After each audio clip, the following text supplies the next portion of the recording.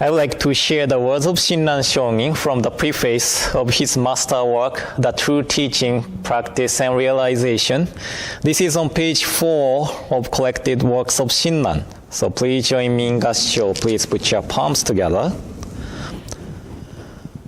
Wholly sincere, indeed, are the words of truth that one is grasped, never to be abandoned.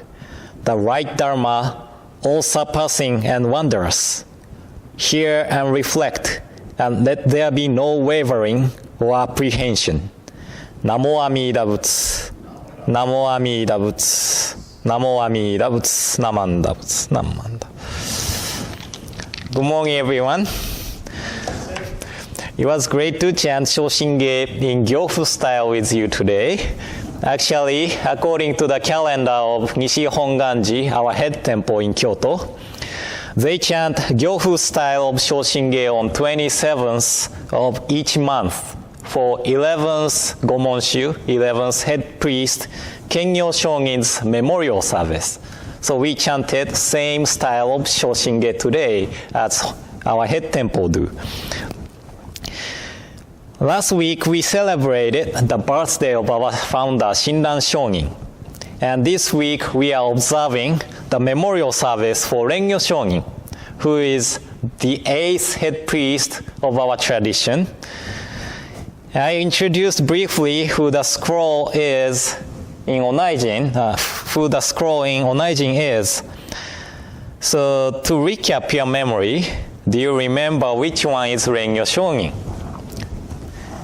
And it is understandable to have Prince Shotoku, the one who made foundation of Buddhism to spread in Japan, Rennyo Shonin as founder of our tradition, and 7 Pure Land Masters to show us the lineage of the Pure Land path. Then, why Rennyo Shonin, who is the 8th head priest of Jodo Shinshu? Rennyo Shonin was born in 1415. At that time, Hongwanji was just a branch temple of Tendai school temple named Shorein Temple. And how do I say this? Centripetal force of Hongwanji was declining. But Rennyo Shonin restored Hongwanji with his extraordinary ideas and energies. This is why we have Rennyo Shonin's scroll in Onaijin, the altar area. And one of the most remarkable works he did was to write letters to the members of Jodo Shinshu and setting Shoshinge and Wasan as the daily chanting of Jodo Shinshu Buddhists. So last Sunday and this Sunday, we chanted Shoshinge and Wasan. And this tradition began in 15th century. And now we are practicing the same tradition here in Portland, Oregon, after 600 years since the time of Rennyo Shonin. So don't you think this is really amazing thing? And the letters of Rennyo Shonin is known as Gobunsho. I read one of the letters on white ashes at monthly memorial services, but there are about 230 letters at present. And Rennyo Shonin encouraged followers of Jodo Shinshu to gather and discuss the teaching. And the letters of Rennyo Shonin was read at the gathering. So people read the letters and reflected to make it alive in their daily lives. And I believe this action of reflection is really important after we learn something. And many of you know that I take Kung Fu lessons. And Kung Fu is just like Buddhism. There are so many schools with different styles. But basically, we can divide them into 2 systems, Northern system and Southern system. Southern system of Kung Fu was developed in the area of high humidity and temperatures. So they wore light clothes and practiced Kung Fu with barefoot. Jumping and kicking with barefoot can be harmful, so that they have focused on strong hand movement So their movement is fast and powerful, just like Ip Man of Wing Chun School.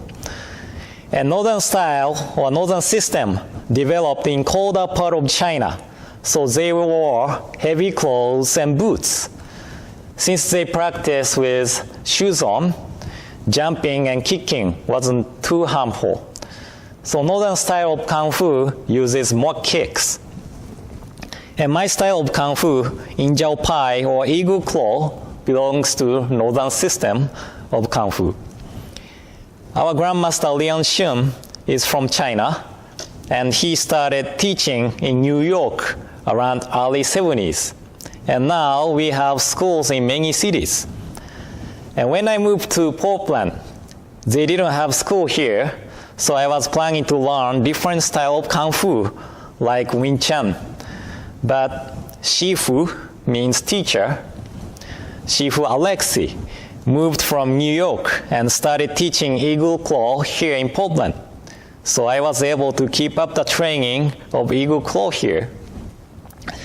And when I was in Sacramento, I had 3 days to practice with Shifu Mary, so three days a week to practice with Shifu. But now I only have 1 day a week to practice with Shifu. So Shifu Alexei often tells me to practice what I have learned by myself or by my own. And I think this is same to anything. If we don't practice and repeat things we have learned, we easily forget things. And this is a little bit change of the topic. But do you know what the most challenging part of being Buddhist minister is? And probably this is same to any teachers. But it is to remember the names of the people. And when I was at Florence, it was our tradition to shake our hands and greet each other by saying their names. And one day, one of the Dharma school parents said, "Sensei, do you know our names?" My wife is saying, "Sensei probably doesn't know our name." You know, that is one of the scariest moments for the minister. But I was able to say their names, so it was fine. But since then, I am really trying to remember the names of the people. But I meet many people, I meet many people, so I really appreciate it if you could introduce yourself when you are greeting. And when I try to remember the names, what I do is to think about the person's face and repeat the name of the person. And it takes a little while to figure out which is which if they are twins. But I try to remember the names by repeating it in the mind, and this helps. So repeating in the mind, reflection is important, not to forget things. So, Jodo Shinshu emphasizes the importance of hearing the Dharma. And according to Rennyo Shonin, hear means to hear the origin of how the vow arose and its fulfillment. And as I shared the words of Rennyo Shonin at the beginning, hear and reflect. So we hear the origin of how the vow arose and its fulfillment, and we reflect it in ourselves. And the origin of how the vow arose and its fulfillment simply means the working of Namo Amida Butsu to grasp and never abandon us. We are wandering in the realm of birth and death. We are binding ourselves to the realm of love and hate, like and dislike, by our self-centered action. And because of our foolish nature, Amida Buddha established vow to grasp and never abandon us. The kanji character for here also has the meaning to accept. And when we accept the gift from someone, for example, saying somebody gave the gift to you saying, here is a gift from Japan. I don't think many people or anybody doubt it and says, is this really from Japan? Isn't it from San Francisco's Japantown? Instead, we feel gratitude and appreciation for the people or person who gave us the gift. So when we accept the working of Namo Amida Butsu to grasp and never abandon us, we don't need to worry about it, or we don't need to doubt about it. When we reflect it in our mind, we begin to feel gratitude. As Rennyo Shonin wrote in Shoshinge, one should respond with gratitude to the universal vow of great compassion. We respond with gratitude. One should respond with gratitude to the universal vow of great compassion. So we respond with gratitude. And this teaching of Nembutsu was about to diminish in 15th century. But because of Rennyo Shonin's extraordinary ideas and energies, we are now able to hear them here in Portland, Oregon. So we gathered here today to appreciate Rennyo Shonin. And I would like to conclude my message with a reading of Shonin Ichiryusho on faith as fundamental. This is one of the most read letters at the end of the service. So in closing, please join me in gassho, or please put your palms together. I would like to read it in Japanese first and later in English.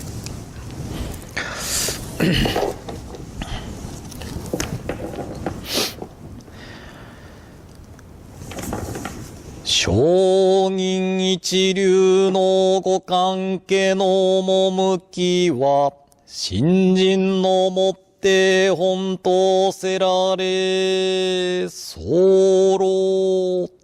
そのゆえは、もろもろの造業を投げ捨てて、一心に乱ぎ奇妙すれば、不可思議の眼力通して、仏の方より往生は事情せしめたも。そのくらいを一年発起入賞上始終とも釈し、その上の称名念仏他如来我が往生を定めたまいし、ご恩法人の念仏と心べきなり、あなかしこ、あなかしこ。On faith as fundamental. What is taught by the Master Shinran and by his school is that faith is fundamental. For when we cast away the sundry practices and single-heartedly take refuge in Amida, birth in the Pure Land is assured by the Buddha through the inconceivable working of the vow. Attaining this state is also described in the Raja Sutra as entering with the awakening of the one-thought moment of entrusting, the company of those whose birth in the Pure Land is truly settled. The Nembutsu saying the name of the Buddha should then be understood as the Nembutsu of gratitude in return for Amida's benevolence, through which the Tathagata has established our birth. Respectfully, Namo Amida Butsu, Namo Amida Butsu, Namo Amida Butsu, Namanda Butsu, Nam.